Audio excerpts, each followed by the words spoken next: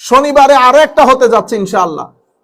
আগামী শনিবারে আমি বাংলাদেশের সকল পীর ঘরানা সুফিয়ায়ে কেরাম যারা আছেন, বাংলাদেশের আপামর জনসাধারণ তো আছেনই, বিশেষ করে সুফি ঘরানা, আমি পীর সাহেব বৃন্দদেরকে বিনয়ের সাথে অনুরোধ করব, গত 2 বছরে আপনারা যেখানে যেখানে যেতে বলেছেন গিয়েছি, কোন ধরনের প্রোটোকল আপনাদের কাছ থেকে ডিমান্ড করি নাই। একটা টেলিফোনের কারণে আপনারা আমাদের সাথে প্রোগ্রামের আগে পরে কখনো দেখাও হয় নাই, শুধু টেলিফোন করে বলেছেন হুজুর অমুক তারিখ প্রোগ্রাম আসতে হবে, ছুটে গেছি। কই চট্টগ্রাম, কই পাবনা, কই চট্টগ্রাম, কই খুলনা, কই চট্টগ্রাম, কই সাতক্ষীরা, কই চট্টগ্রাম, কই আটরশি, কই চট্টগ্রাম, কই জামালপুর, সিরাজগঞ্জ, যেখানে যেখানে যেতে বলেছেন। উদ্দেশ্য একটা ছিল যে আমরা সবাই এক টেবিলে বসি, আমরা একসাথে হই। আমরা একসাথে হলে সত্যিকার দ্বীন ইসলামের যে বাণী সেটা তরুণ প্রজন্মের কাছে পৌঁছানো আমাদের জন্য অনেকাংশে সহজ হয়ে যাবে। এই আশা ভরসা নিয়ে গত 2 বছর দিন রাত হিসাব করলে প্রত্যেক দিন আমরা 2.5 থেকে 300 মাইল সফর করেছি, every day without any break, শুধু আপনাদের জন্য, কোনো ডিমান্ড ছাড়া। এক একটা টেলিফোন করেছেন, শুধু এক একটা টেলিফোন, এক টেলিফোনের বরকতে আসতেও বলি নাই যে ঘরে এসে দেখা করেন আপনি কে, কোত্থেকে দাওয়াত করেছেন, না। শুধু একটা আশা ছিল যে আমরা সবাই একসাথে হই। আল্লাহ পাকের মেহেরবানি সেই সুযোগ এসেছে। আগামী শনিবার আপনাদেরকে দাওয়াত দেওয়া হচ্ছে। আমরা প্রত্যেক মানুষের রিপ্রেজেন্টেশন দেখতে চাই। 8 থেকে 10 লাখ মানুষ আপনারা একসাথে হবেন, ফিলিস্তিনের পক্ষে কথা বলবেন। আরো যেখানে যেখানে মুসলমানদের উপর নির্যাতন চলছে, চাই সেটা ইন্ডিয়াতে হোক, চাই সেটা বার্মাতে হোক, প্রত্যেক নির্যাতিত মুসলমানের পক্ষ থেকে আমরা শনিবারে আওয়াজ তুলব ইনশাআল্লাহ। এবং আমি সমস্ত পীর ঘরানা, আমি যাদের নাম নিচ্ছি আপনারা চিনেন, আমিও সবাইকে চিনি। সোনাকান্দা দরবার শরীফে আমরা পরপর 2 থেকে 3 বছর গেছি, শুধু একটা টেলিফোন।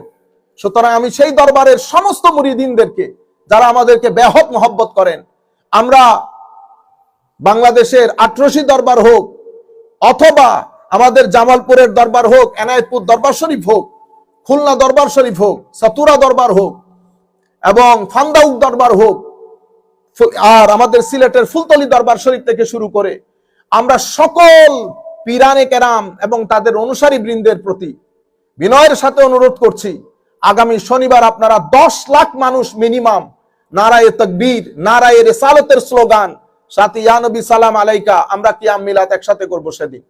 শুধুমাত্র ফিলিস্তিনের জন্য না, যেখানে যেখানে মুসলমান নির্যাতিত হচ্ছে আমরা বিশ্বকে জানান দেব যে আমরা ঐক্যবদ্ধ। মুসলমানদের উপর নির্যাতন বন্ধ করা হোক, মানবতার উপরে নির্যাতন বন্ধ করা হোক, এটা আমাদের বিনয়ের সাথে আপনাদের প্রতি আহ্বান, নাম্বার 1। নাম্বার 2 হচ্ছে সরকারের সর্বস্তরে আমরা অনুরোধ করছি, আমরা ফেসিস্টের বিরুদ্ধে বা সমস্ত প্রকার অন্যায় অসত্যের বিরুদ্ধে আমরা সেদিনও ছিলাম, আজকেও আছি, মৃত্যুর আগ পর্যন্ত থাকবো। আমাদের মধ্যে 2-4 জনের ব্যাপারে আপনাদের কি অভিমত, কি মতামত, সেটা থাকতেই পারে, রিজার্ভেশন, কিন্তু আমরা আপনাদেরকে ক্লিয়ার কাট বলছি, আমাদের পেছনে লাখো তরুণের এই উচ্ছ্বাসকে, তরুণের এই মহব্বতকে আশা করি আপনারা শ্রদ্ধা করবেন, সম্মান জানাবেন। এবং আপনাদের প্রতি বিনয়ের সাথে অনুরোধ করছি, এখানে প্রপাগান্ডা হচ্ছে, কে কি কারণে প্রপাগান্ডা করছে সেটা আমরাও জানি, আপনারাও জানেন।